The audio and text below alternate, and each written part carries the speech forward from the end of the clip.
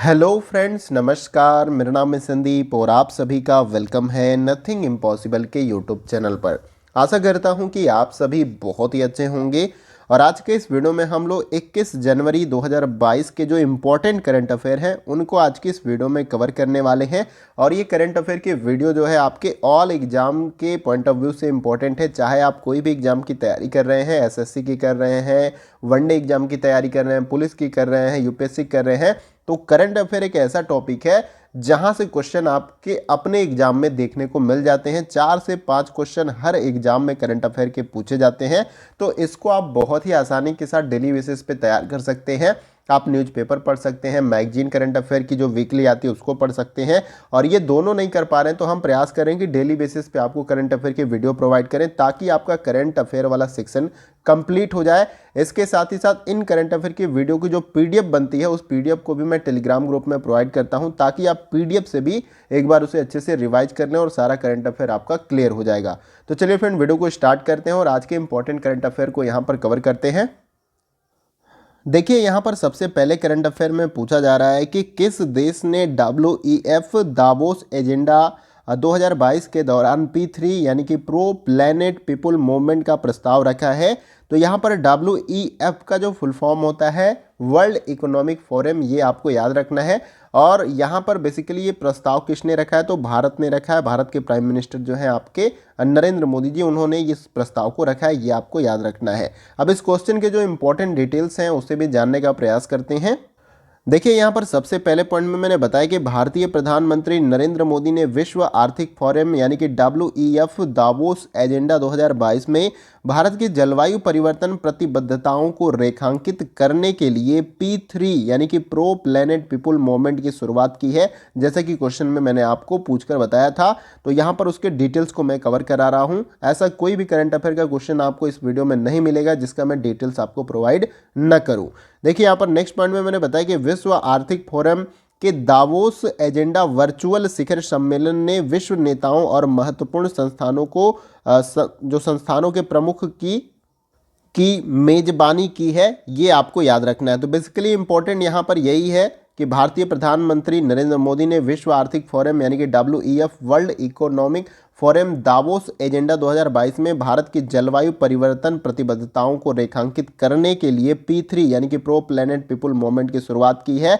यानी कि भारत अपने आप को प्रतिबद्ध बता रहा है कि मैं जलवायु परिवर्तन से पूरी तरीके से निपटने में हम सक्षम हैं और इसके लिए जो भी किया जा सकता है अपने कंट्री के अंदर वो किया जाएगा। इस प्रतिबद्धता को उन्होंने यहाँ पर बताया है वर्ल्ड इकोनॉमिक फोरम में। ये आपको याद रखना, ये हमारे प्राइम मिनिस्टर हैं।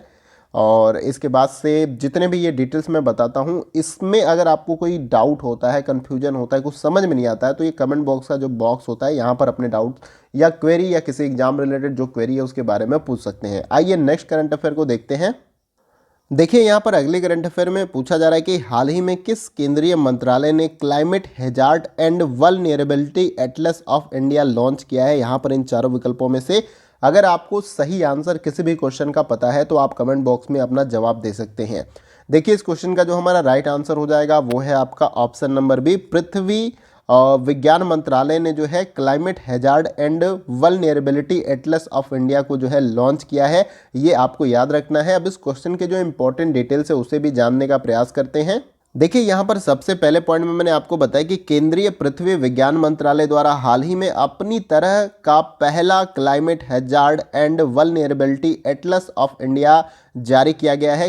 ये आपको याद रखना है, किसके द्वारा ये जारी किया गया है, केंद्रीय पृथ्वी विज्ञान मंत्रालय के द्वारा। ये आप देख सकते हैं ministry of the earth science का, यहाँ पर मैंने इमेज भी लगा रखा है ताकि आप इसे याद रख सके। नेक्स्ट पॉइंट में मैंने बताया कि इस रिपोर्ट के अनुसार पश्चिम बंगाल में सुंदरबन, ओडिशा के पड़ोसी जिले और तमिलनाडु में जो है रामनाथपुरम और इसके बाद से है पुदुकोट्टई और तंजावुर चक्रवात से प्रभावित 8.5 से लेके 13.7 मीटर तक के उच्च तूफान की चपेट में ये सारे क्षेत्र थे।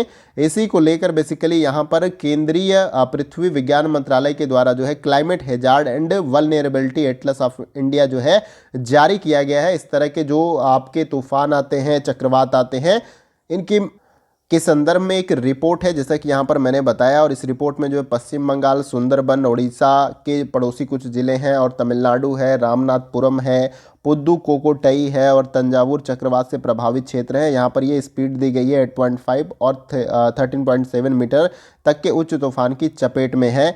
ये आपका रिपोर्ट है। रिपोर्ट का नाम क्या है? Climate hazard and vulnerability Atlas of India. ये आपको याद रखना है, और ये केंद्रीय पृथ्वी विज्ञान मंत्रालय के द्वारा जारी किया गया। तो आशा करता हूं डिटेल्स आपको क्लियर हो गए होंगे। देखिए, एक से दो बार मैं इसलिए रिकॉल कर दे रहा हूं ताकि आपको अच्छे से ये डिटेल्स क्लियर हो जाए। आइए अगला करंट अफेयर देखते हैं। देखिए, यहाँ पर अगले करंट अफेयर में पूछा जा रहा है कि हाल ही में प्रधानमंत्री मोदी द्वारा, यानी नरेंद्र मोदी द्वारा जो है, किस देश में सामाजिक आवास इकाइयों की परियोजना का उद्घाटन किया गया है? तो यहाँ पर राइट आंसर हो जाएगा आपका ऑप्शन नंबर बी, मॉरिशस। यहाँ पर क्वेश्चन में यही पूछा गया कि हाल ही में प्रधानमंत्री नरेंद्र मोदी द्वारा किस देश में सामाजिक आवास इकाइयों की परियोजना का उद्घाटन किया गया है? तो मॉरिशस देश में जो है यहाँ पर सामाजिक आवास इकाइयों से संबंधित परियोजना थी, तो उसका उद्घाटन प्रधानमंत्री नरेंद्र मोदी के द्वारा किया गया है। तो आइए अब इस क्वेश्चन के जो इंपॉर्टेंट डिटेल्स है उसे भी जान लेते हैं।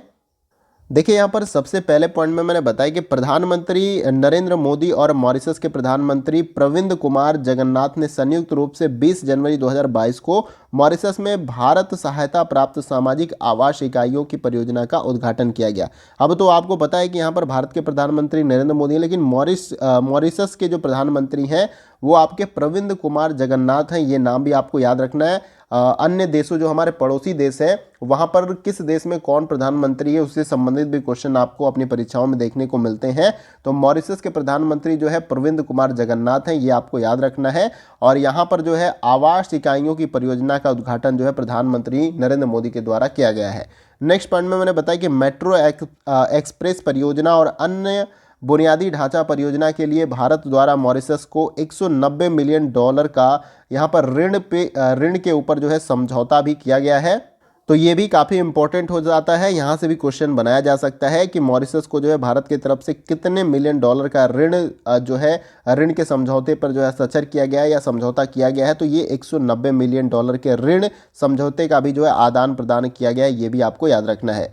नेक्स्ट पॉइंट में मैंने बताया कि लघु विकास परियोजनाओं के कार्यान्वयन पर भी एक समझौता ज्ञापन पर हस्ताक्षर हुआ है। तो काफ़ी कुछ जो है यहाँ पर एक तरीके से कह लीजिए हस्ताक्षरित हुए हैं मॉरिशस के साथ और अपने देश के प्रधानमंत्री के साथ। तो अपने देश के प्रधानमंत्री के बारे में आपको पता है, और मॉरिशस के प्रधानमंत्री जो है यहाँ पर प्रविंद कुमार जगन्नाथ जी हैं, ये आपको याद रखना है। आइए अब अगला करंट अफेयर यहाँ पर हम देखते हैं। देखिए, यहाँ पर अगले करंट अफेयर में पूछा जा रहा है कि हाल ही में किस देश की अध्यक्षता में 2022 की पहली ब्रिक्स शेरेपा बैठक का आयोजन किया गया है? यहाँ पर इन चारों विकल्पों में से आपको बताना है।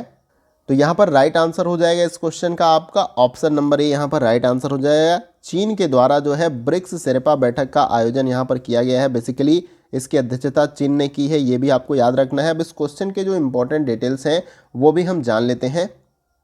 देखिए, यहाँ पर सबसे पहले पॉइंट में मैंने आपको क्या बताया कि 2022 की पहली ब्रिक्स शेरेपा बैठक को आभासी रूप से 18 से 19 जनवरी 2022 को आयोजित किया गया है। तो ये पूरी तरीके से वर्चुअल कह लीजिए, यानी कि पूरी तरीके से डिजिटल है, यानी कि जहाँ पे लोग हैं वहीं से जो है पूरी तरीके से संवाद यहाँ पर हुआ। तो यही आभासी रूप से, यानी आभासी रूप से डिस्प्ले के माध्यम से प्रकट थे, बातचीत हुई वीडियो कॉल या कॉन्फ्रेंस के द्वारा। ये आपका 18 से 19 जनवरी 2022 को आयोजित किया गया था, ये आपको याद रखना है। नेक्स्ट पॉइंट में मैंने बताया कि चीन ने 2022 में ब्रिक्स की घूर्णन अध्यक्षता को संभाली, यानी कि इसकी अध्यक्षता को किसने संभाली? तो चीन ने संभाली। ये हैं चीन के आपके राष्ट्रपति जिनपिंग, इनको भी आप देख लीजिए, काफ़ी चर्चा में रहते हैं हमेशा। नेक्स्ट पॉइंट में मैंने बताया कि बैठक के दौरान इस वर्ष में होने वाले कार्यक्रम और प्राथमिकताओं पर चर्चा की गई है, ये भी आपको याद रखना है। इसके साथ साथ यहाँ पर ब्रिक्स 5 प्रमुख उभरती अर्थव्यवस्थाओं वाला देश है। अब ये पूरी तरीके से शॉर्ट नेम है। देखिए, बी से यहाँ पर ब्राज़ील आपका हो जाएगा, आर से आपका रूस या रसिया हो जाएगा, और आई से आपका इंडिया या भारत हो जाएगा, और सी से यहाँ पर चीन हो जाएगा, और उसके बाद यस से आपका साउथ अफ्रीका यानी कि दक्षिण अफ्रीका आपका हो जाएगा। तो ये पूरा शॉर्ट नेम है। यहाँ पर इसका फुल फॉर्म भी अगर आपसे पूछा जाए तो ये आपको याद रखना है कि ब्रिक्स का फुल फॉर्म क्या होता है। यहाँ पे ब्राज़ील, रसिया, इंडिया, चाइना और साउथ अफ्रीका, यही इसका फुल फॉर्म है। तो ये उभरती हुई अर्थव्यवस्थाओं वाले देश हैं, तो इनका एक तरीके से ये समूह है, ये आपको याद रखना है। और यहाँ पर इसकी अध्यक्षता इस बार 2022 में जो आयोजन इसका हुआ था उसके अध्यक्षता चीन के द्वारा किया गया था, ये आपको याद रखना है। तो आशा करता हूँ डिटेल्स आपको क्लियर हो गए होंगे। आइए अगला करंट अफेयर देखते हैं। देखिए यहाँ पर अगले करंट अफेयर में पूछा जा रहा है कि हाल ही में भारत द्वारा किस मिसाइल के नए संस्करण का सफल परीक्षण किया गया है। तो यहाँ पर राइट आंसर हो जाएगा option number C, BrahMos missile जो है उसके नए संस्करण का सफल परीक्षण जो है यहाँ पर अभी हाल ही में किया गया है। अब इसके बारे में काफ़ी कुछ डिटेल्स आपको नीचे बताने वाला हूँ, लेकिन आपको याद रखना ये क्वेश्चन काफ़ी इंपॉर्टेंट है एग्जाम के पॉइंट ऑफ व्यू से। आइए अब इस क्वेश्चन के जो इंपॉर्टेंट डिटेल्स है उसे भी जानने का प्रयास करते हैं। देखिए यहाँ पर सबसे पहले पॉइंट में मैंने आपको बताया कि भारत में 20 जनवरी 2022 को ओडिशा तट से सुपरसोनिक क्रूज मिसाइल ब्रह्मोस के एक नए संस्करण का सफलतापूर्वक परीक्षण किया गया। इतना तो पता है कि हाल ही में जो है किस मिसाइल का सफलता पूर्वक परीक्षण किया गया, तो वो ब्रह्मोस मिसाइल का। अब पूछ लीजिएगा डेट, तो आपको डेट याद रखना है 20 जनवरी 2022 को कहाँ से किया गया था, ओडिशा के तट से। ये एक सुपरसोनिक क्रूज मिसाइल है, ये भी आपको याद रखना है। यानी एकदम इसका टारगेट एकदम पूरी तरीके से कंफर्म होता है, अपने टारगेट को भेजने में पूरी तरीके से माहिर है और पूरा फास्ट है। ठीक है, सुपरसोनिक क्रूज मिसाइल है, इसको नेवी भी इस्तेमाल करती है और इसके साथ साथ इसको जो फाइटर प्लेन्स होते हैं उसमें भी इस्तेमाल किया जाता है। ठीक है, ताकि दुश्मन के मंसूबों को पूरी तरीके से नाकाम किया जा सके। नेक्स्ट पॉइंट में देखिए यहाँ पर मैंने बताया कि मिसाइल ने निर्धारित लक्ष्य पर सटीक निशाना लगाया। अब देखिए परीक्षण जब होता है तो कोई भी टारगेट फिक्स किया जाता है और उस टारगेट को भेदने में जब मिसाइल पूरी तरीके से सक्षम होती है तभी वो परीक्षण जो है सफल माना जाता है, ये भी आपको याद रखना है।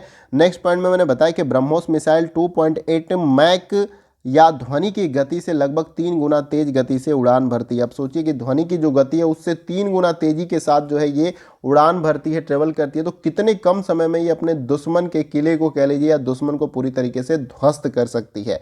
तो काफ़ी ये बड़ी अचीवमेंट है अपने देश की तरफ। एक तरीके से ये अपनी जो सेनाएं हैं, चाहे थल सेना है, फिर वायु सेना है, फिर उसके बाद से जल सेना है, तो इनको पूरी तरीके से ये मजबूती प्रदान करेगी।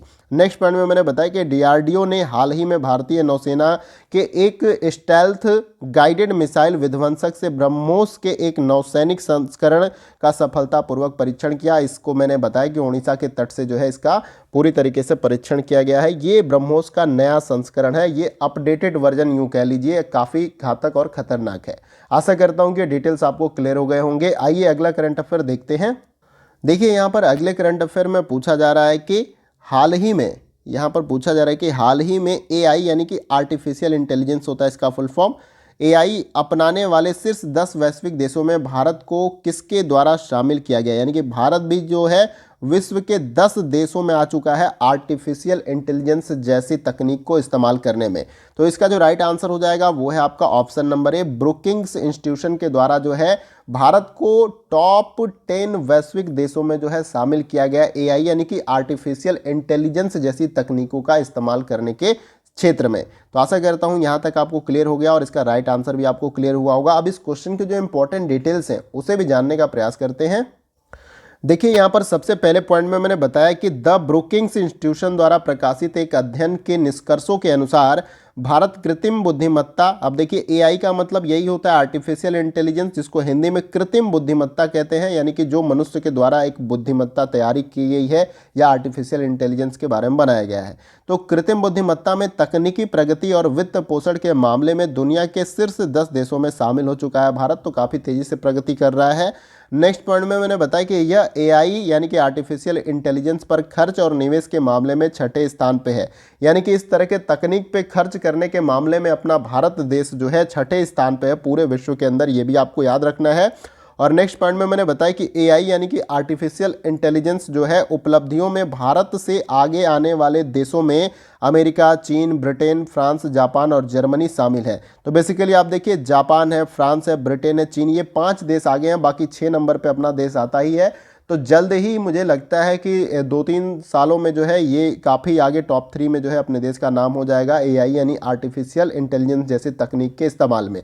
तो आशा करता हूं कि आपको डिटेल्स आपको अच्छे तरीके से समझ में आ गया। अब देखिए आर्टिफिशियल इंटेलिजेंस का मतलब क्या होता है, एक तरीके से मैं आपको क्लियर कर दूं यहाँ पे। तो कृत्रिम बुद्धिमत्ता यानी कि पूरी तरीके से एक ऐसी तकनीक बनाई गई है जो आपके हर एक चीज़ों को ऑब्जर्व करती है और आपके अनुसार वो चीज़ों को अपडेट करती है। जैसे अब देखिए अमेजोन का एक एलेक्सा प्रोडक्ट है, आपका कुछ भी बोलते हैं एलेक्सा प्ले द म्यूजिक, तो वो गाना जो है अपने आप बजने लगता है, जो आप म्यूजिक बोलते हैं वो इंटरनेट से कनेक्टेड होता है। जो आप बोलते हैं वो उस तरीके से इंफॉर्मेशन के बारे में अगर आप पूछते हैं Alexa how to pick the ball, मतलब कोई भी क्वेश्चन अगर आप पूछते हैं तो इंटरनेट पे अगर वो जानकारी उपलब्ध होती है तो वो एलेक्सा बता देती है। तो पूरी तरीके से क्या है, एआई पे डिपेंड है, यानी आर्टिफिशियल इंटेलिजेंस, ऑटोमेटिक वो सारा काम करती है, उसी को कृत्रिम बुद्धिमत्ता कहते हैं। तो आशा करता हूं ये भी आपको क्लियर हो गया। आइए अब अगले करंट अफेयर को देखते हैं। देखिए यहाँ पर अगले करंट अफेयर में पूछा जा रहा है कि हाल ही में कैप्टन विक्रम बत्रा की प्रतिमा का अनावरण किस राज्य में किया गया है। तो इसका राइट आंसर हो जाएगा option number A, Himachal Pradesh के पालमपुर में जो है कैप्टन विक्रम बत्रा की प्रतिमा का अनावरण किया गया। ये आपको याद रखना है। हिमाचल प्रदेश की राजधानी क्या है, शिमला है। उत्तर प्रदेश की राजधानी लखनऊ है। और मध्य प्रदेश की राजधानी आपका भोपाल है। उत्तराखंड का क्या है, देहरादून है। ये आपको याद रखना है। अब इस क्वेश्चन के जो इंपॉर्टेंट डिटेल्स है उसे भी जान लेते हैं। देखिए यहाँ पर सबसे पहले पॉइंट में मैंने बताया कि 19 जनवरी 2022 को हिमाचल प्रदेश के पालमपुर में कारगिल युद्ध के नायक कैप्टन विक्रम बत्रा की प्रतिमा का अनावरण किया गया, जिसके बारे में अभी मैंने ऊपर आपको बताया। ये विक्रम बत्रा जी की जो है यहाँ पर कह लीजिए कि स्मृति कह लीजिए, स्टेचू है, ये प्रतिमा है, उनके सम्मान में ये बनाया गया है। नेक्स्ट पॉइंट में मैंने बताया कि 7 जुलाई 1999 को कैप्टन बत्रा ने कारगिल युद्ध के दौरान सर्वोच्च बलिदान दिया और पॉइंट 4875 पर कब्जा किया। इसके साथ साथ पॉइंट 4875 नियंत्रण रेखा यानी कि एलओसी के पास एक पहाड़ की चोटी है। अब अकेले एक व्यक्ति के लिए किसी जगह या किसी चोटी पर कब्जा कर लेना एक बड़ी उपलब्धि या बड़ी अचीवमेंट है, और उसी के सम्मान में जो है यहाँ पर हिमाचल प्रदेश के पालमपुर में जो है इनकी प्रतिमा का अनावरण किया गया है। नेक्स्ट पॉइंट में मैंने बताया कि इसे एक सैनिक के नाम पर जो है बत्रा टॉप के नाम से भी जाना जाता है, यानी कि इस चोटी पे जब कब्जा किया तो इस चोटी का नाम जो है बत्रा टॉप के नाम से भी जाना जाता है। ये आपको याद रखना है। तो आशा करता हूँ ये डिटेल्स आपको क्लियर हो गए होंगे। आइए अगला करंट अफेयर देखते हैं। आगे के जो कुछ करंट अफेयर होंगे वो वन लाइनर के रूप में होंगे, उनको भी देख लेते हैं। देखिए यहाँ पर जो करंट अफेयर मैं आपको करा रहा हूँ ये सारा कुछ वन लाइनर में है, लेकिन सारा डिटेल्स के साथ है। ऐसा नहीं कि एक लाइन में मैंने आपको आंसर बता दिया और उसके बाद से इसमें जो कुछ भी डिटेल्स इंपॉर्टेंट हो सकते हैं क्वेश्चन से जुड़े सब कुछ मैं बताऊंगा। देखिए इसमें मैंने बताया सबसे पहले कि स्मृति मंधाना को ICC T20 women's team of the years में शामिल किया गया है। तो काफ़ी इंपॉर्टेंट है, स्पोर्ट्स से रिलेटेड काफ़ी क्वेश्चन पूछा जाता है।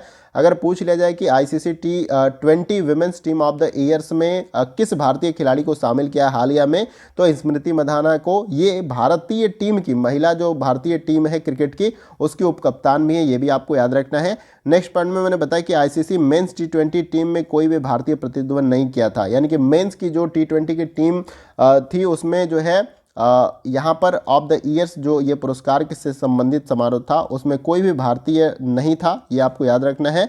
नेक्स्ट पॉइंट में मैंने बताया कि भारतीय टीम की उप कप्तान 2021 में 31.87 के औसत से 255 रनों के साथ T20 प्रारूप में देश की सर्वोच्च स्कोरर थीं। उन्होंने खेले गए 9 मैचों में 2 अर्धशतक भी बनाए हैं। तो अब ये भारत के संदर्भ में भारत की तरफ से खेलने पे उन्होंने जो है 2021 में 31.87 के औसत से जो है 255 रनों के साथ जो है T20 प्रारूप में जो है देश की सर्वोच्च स्कोरर थी, यानी सबसे ज़्यादा रन इन्होंने बनाया।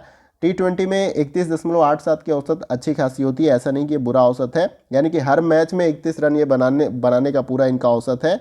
और नेक्स्ट पॉइंट में मैंने बताया कि सूची में शीर्ष पर मंधाना के साथ इंग्लैंड की टैमी ब्यूमोंट शामिल है। अगर पूछ लिया जाए कि ये जो आपका था Smriti ICC T20 women's team of the years में शामिल तो स्मृति मंधाना है, लेकिन इसके साथ ही साथ इंग्लैंड की टैमी ब्यूमोंट भी शामिल है, ये भी आपको याद रखना है। ये स्मृति मंधाना की पिक्चर्स है, इसे भी दिमाग में आपको बैठा लेना। यहाँ से क्वेश्चन डायरेक्ट बन जाएगा और कुछ नहीं, इसे आपको याद रखना है। और बाकी भी डिटेल्स मैं इसलिए प्रोवाइड कर रहा हूँ कि इससे हट के भी क्वेश्चन बने तो आप उसका आंसर आसानी के साथ दे पाए। आइए अगले करंट अफेयर को देखते हैं।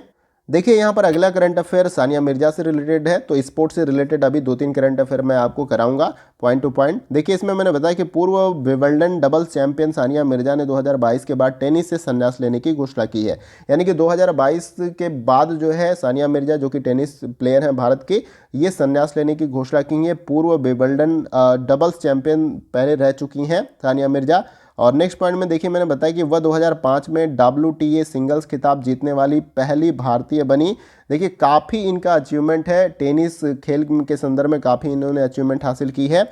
नेक्स्ट पॉइंट में मैंने बताया कि उन्होंने महेश भूपति के साथ 2 ग्रैंड स्लैम खिताब जो है 2009 ऑस्ट्रेलिया ओपन मिक्स डबल और उसके बाद 2012 फ्रेंच ओपन मिक्स डबल भी जीते हैं। तो काफ़ी अचीवमेंट जैसे बनता है। देखिए ग्रैंड स्लैम काफ़ी जाना माना टेनिस का जो है पुरस्कार होता है, उस टूर्नामेंट में इन्होंने जीत हासिल की है। इसके साथ साथ 2009 में ऑस्ट्रेलिया ओपन भी काफ़ी फेमस है आपका टेनिस खेल से रिलेटेड, तो इसमें भी इन्होंने मिक्स डबल में जो है खिताब जीता है। इसके साथ साथ 2012 में फ्रेंच ओपन मिक्स डबल में भी खिताब जीता, तो काफ़ी खिताब इन्होंने जीता है, अपने देश का नाम भी काफ़ी ऊपर किया है, तो इनको आपको याद रखना है। 2022 के बाद ये संन्यास की घोषणा लेने के बारे में बात कही है। नेक्स्ट पॉइंट में मैंने बताया कि उन्होंने यूएस और ऑस्ट्रेलिया ओपन भी जीता है। यूएस में जो टेनिस का टूर्नामेंट होता है उसको भी जीता है और ऑस्ट्रेलिया ओपन को भी यहाँ पर जीता है। एओ से इस तरीके से ऑस्ट्रेलिया ओपन का टूर्नामेंट का स्लोगन बनता है, तो ये भी आपको याद रखना है। तो आशा करता हूँ ये डिटेल्स आपको क्लियर हो गए। तो यहाँ से काफ़ी कुछ क्वेश्चन आपसे बनाए जा सकते हैं एग्जाम में, तो सारा कुछ डिटेल आपको अच्छे से क्लियर कर लेना है। नहीं समझ में आया तो कमेंट बॉक्स में भी आप पूछ सकते हैं। आइए अगला करंट अफेयर देखते हैं। देखिए यहाँ पर नेक्स्ट जो करंट अफेयर है वो विराट कोहली से रिलेटेड है। ये भारतीय क्रिकेट टीम के कह लीजिए कप्तान थे टेस्ट क्रिकेट में, तो अभी उन्होंने उस पद से इस्तीफा दे दिया है। अभी काफ़ी चर्चा में ये रहे हैं, तो इसको भी आपको याद रखना है। देखिए इसमें मैंने बताया कि 19 जनवरी 2022 को विराट कोहली एक दिवसीय मैचों में भारत के सबसे अधिक रन बनाने वाले खिलाड़ी बन गए हैं।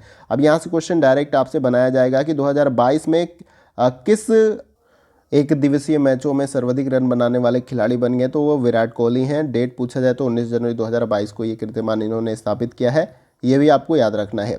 नेक्स्ट पॉइंट में मैंने बताया कि उन्होंने पार्ल के बोलैंड पार्क में दक्षिण अफ्रीका के खिलाफ 3 मैचों की श्रृंखला के पहले वनडे में यह उपलब्धि हासिल की है, ये आपको याद रखना है। नेक्स्ट पॉइंट में मैंने बताया कि मौजूदा वनडे में 9 रन बनाने के बाद कोहली सचिन तेंदुलकर से आगे निकल गए, जिन्होंने एक दिवसीय मैचों में 5,065 है आपका, ठीक है, 5,065 रन बनाए थे। इसके साथ साथ कोहली के नाम भारत के टेस्ट कप्तान यानी कि 68 के रूप में जो है सर्वाधिक टेस्ट मैच खेलने का भी रिकॉर्ड है।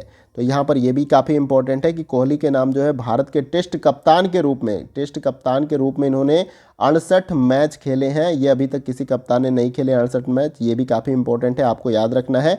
सचिन तेंदुलकर के वनडे रिकॉर्ड जो है उसको भी ये बीट करते हुए चले गए हैं, और ये आपको याद रख लेना है। एक दिवसीय मैचों में भारत के सबसे अधिक रन बनाने वाले खिलाड़ी बन गए भारत के तरफ से, ये आपको याद रखना है।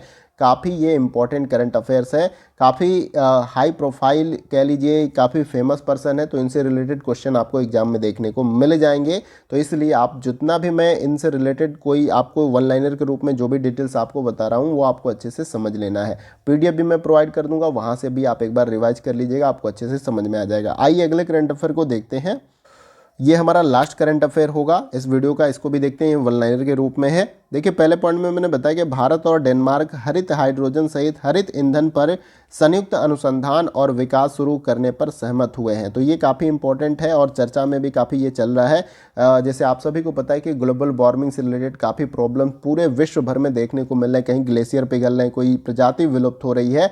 तो कैसे जो एनर्जी सोर्स है, जैसे कि हम जीवाश्म ईंधन का इस्तेमाल करते हैं, कोयले का भी इस्तेमाल करते हैं ईंधन प्राप्त करने ऊर्जा प्राप्त करने के लिए, तो उसको कैसे रिप्लेस करें, कोई ऐसे एनर्जी सोर्स को ढूंढा जाए जो कि किसी भी तरीके से पोल्यूशन नहीं फैलाते हो। तो इसलिए देखिए यहाँ पर भारत और डेनमार्क जो है हरित हाइड्रोजन एक ज्वलनशील कह लीजिए गैस है, इसको एनर्जी सोर्स के रूप में इस्तेमाल किया जाएगा। वैसे तो ये काफ़ी रॉकेट या मिसाइल्स लॉन्च करने में इस ईंधन का इस्तेमाल किया जाता है, इससे किसी भी प्रकार का पोल्यूशन नहीं फैलता है, तो इसलिए काफ़ी ये इंपॉर्टेंट है और इसको रिप्लेस किया जा सकता है अन्य जो एनर्जी के सोर्स हैं, चाहे कोयला है, जीवाश्म ईंधन है, उनकी जगह पे।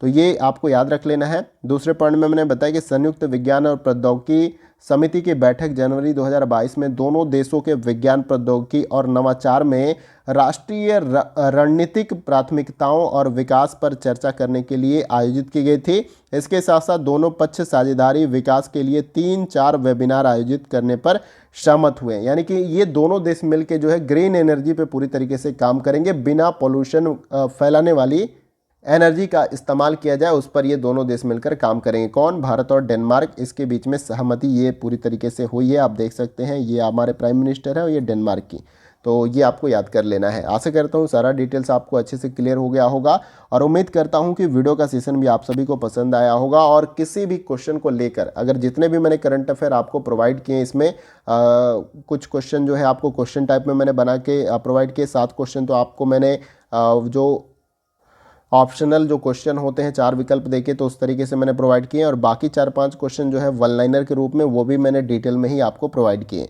तो आशा करता हूँ कि सारा क्वेश्चन आपको अच्छे से क्लियर हो गया होगा और उसका डिटेल भी आपको समझ में आ गया होगा। और कोई डिटेल समझ में नहीं आया तो कोई टर्म में दिक्कत आपको हो रही, कुछ समझ में नहीं आ रहा, तो आप कमेंट बॉक्स में पूछिए। मैं पूरी तरीके से आपको यहाँ पर सर्टिफाइड करने का प्रयास करूँगा, पूरी तरीके से संतुष्ट करने का प्रयास करूँगा। वैसे वीडियो में मैं कंटेंट को इस तरीके से रिप्रेजेंट करने का प्रयास करता हूँ ताकि आपको सब कुछ अच्छे से समझ में आ जाए। हमारा पूरी तरीके से समर्पण है आप सभी के लिए कि आपको ज़्यादा से ज़्यादा फायदा मिले। आप जो भी लक्ष्य आपने निर्धारित किया, जो भी आपने गोल डिसाइड किया अपने ज़िंदगी में, उस गोल को जितना कम से कम समय में आप प्राप्त कर लें, वही हमारा मेन लक्ष्य है आप सभी के लिए। तो अगर आपको किसी भी प्रकार की समस्या हो रही है, कुछ समझ में नहीं आता, तो कमेंट बॉक्स में पूछिए। हर तरह से हम आपके मदद करने के लिए पूरी तरीके से प्रयास करते रहेंगे। और इसके साथ ही साथ वीडियो कहीं से भी अच्छा लगे, लगता है कि कुछ इंपॉर्टेंट चीज़ आपको हमने प्रोवाइड की है, इससे आपके अपने एग्जाम में कुछ आपको हेल्प मिलेगी, तो आप एक लाइक करके जो है हमें अप्रिसिएट कर सकते हैं ताकि हम इसी प्रकार के कार्य को आगे कंटिन्यूअस करते रहें। और वीडियो शेयर कर दीजिए दूसरे दोस्तों के साथ ताकि उनको भी हेल्प मिल जाए, क्योंकि जो कुछ भी हम आपको प्रोवाइड करते हैं सब कुछ फ्री ऑफ कॉस्ट होता है, इसका कोई भी चार्ज नहीं होता है। तो इसी में सबसे बड़ी बात होती है कि अगर हमें कुछ भी फ़ायदा मिल रहा है तो हमें दूसरों को भी शेयर करना चाहिए ताकि उनको भी फ़ायदा मिल जाए। और चैनल पर नए हैं तो चैनल को सब्सक्राइब कर लीजिएगा और उसके बगल में ये जो बेल आइकन का बटन होता है इस प्रकार से, उसको आप प्रेस कर लीजिएगा न्यू वीडियो के नोटिफिकेशन को पाने के लिए, क्योंकि इस चैनल पर लगभग हर एग्जाम से रिलेटेड इंपॉर्टेंट कंटेंट आपको प्रोवाइड किए जाते हैं। तो आप किसी भी एग्जाम की तैयारी कर रहे हैं, निश्चित रूप से आपको इस चैनल से फ़ायदा होने वाला है। तो आप इस चैनल को ज्वाइन कर सकते हैं, उसके बाद से इस बेल आइकन को प्रेस करें ताकि आपको नोटिफिकेशन प्रॉपर मिलती रहे। तो फ्रेंड्स, आज के वीडियो में बस इतना ही। फिर मिलते हैं अगले वीडियो में कुछ और इंपॉर्टेंट करंट अफेयर के साथ। तब तक के लिए जय हिंद, जय भारत।